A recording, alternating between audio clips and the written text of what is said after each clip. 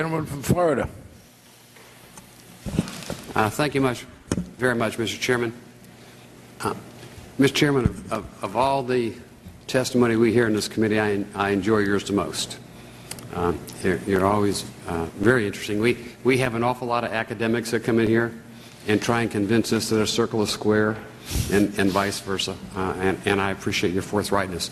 I was a little bit perplexed today by your answers to the first gentleman from Texas's questions.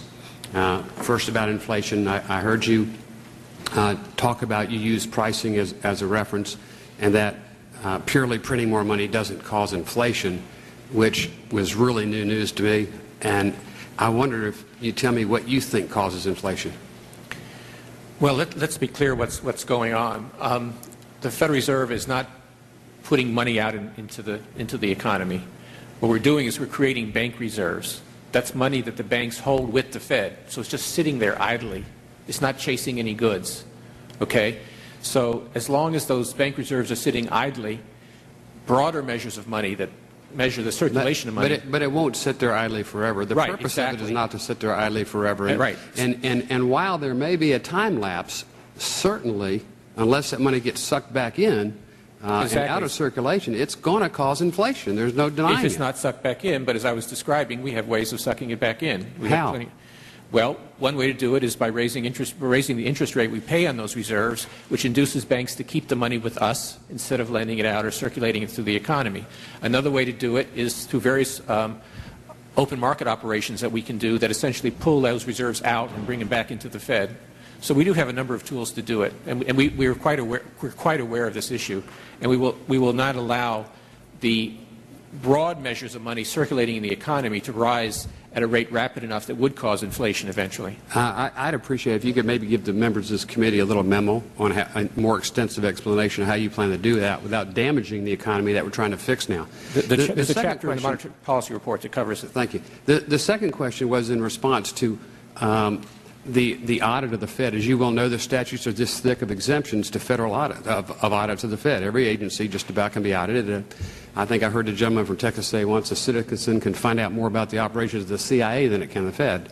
And I don't know that I'm denying that, you know, or that you would really want to deny that. But he's talking about, you know, a post facto audit, not interfering with daily decision making, much like we do with many confidentiality exemptions.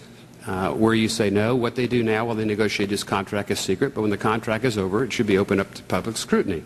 And I think really the public does have a right to know historically how we determined the monetary policy of this country, for better or for worse. I mean, don't expect it to be 100% on target all the time, but I think it's a matter of transparency. I think it's a matter of accountability, and like your thoughts on that. Well, first of all, on things outside of monetary policy, we're open and very willing to work with you. The GAO right now is doing an audit of our annual financial statement, is doing an audit of our information security controls, is doing an audit of our assistance to AIG, and many other things. So let me turn to your question. This is the policy-making decisions, the minutes of the meetings that any government body might want to have off the record while they're making critical decisions, but eventually should be open to the public. Well, we put out a whole transcript in 5 years, but I think that's fine. But if it's done within days or even weeks of the decision, it's going to look like the Congress is saying we disagree with that decision. I agree with that. It shouldn't interfere with daily decision making, but I don't know how, after the fact, auditing and all the exemptions that are there being eliminated for a period of time, and it could say 6 months, a year afterwards, I just don't see why there shouldn't be 100% crystal clear transparency of every single function of the Fed after the fact. Because we have to be extraordinarily careful that the markets and the public don't think that Congress is trying to influence monetary policy decisions. If we do it in a year, in arrears, we don't know really whether the best decisions made a year ago or 2 years ago or 5 years ago or 20 years ago. We don't know if they're the best decisions. We don't know who the Fed picked to be winners and losers.